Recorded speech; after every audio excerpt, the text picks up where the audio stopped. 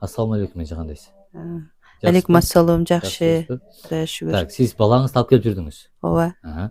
Балаңызды эмне үчүн алып келдиңиз, демге эмне түрткү берди? Жана бияка келгенден кийин кандай болду, айтып бериңиз. Балам сырттан ооруп келди. Келгенден кийин эле уктабай, чуркап, аяк бияка ыйлап, ошентип эметкенде мен аябай ушундай дем салган неме издеп кыйналдым шаардан.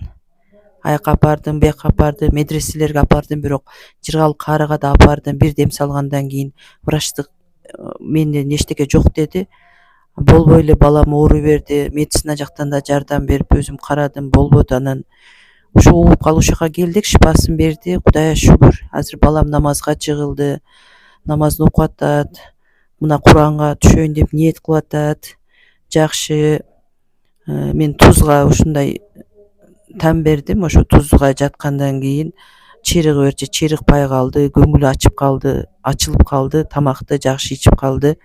Кудайга шүгүр, бизге Аллага шүгүр. Балаңыз келгенде мен илескер деп айткам. Ооба.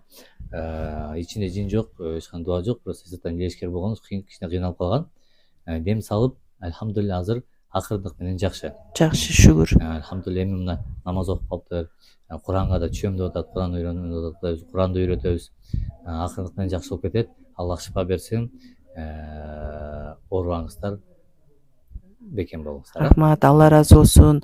Бирок ушу көп кичине ушундай депрессия, стресс деп коет, ошондой болгондо эле айтарым ушул жака эле алып келгиле, кыйналбай. Аяк бияка молдолорду издебей эле. Кудайга шүгүр, силерге да Алла ыраазы болсун. Ушинтип балама ушундай шифасын берди ушул жер. Чын айтканда ушул мечиттен чыккыбыз келбейт балам экөөбүз. Шүгүр. Шүгүр.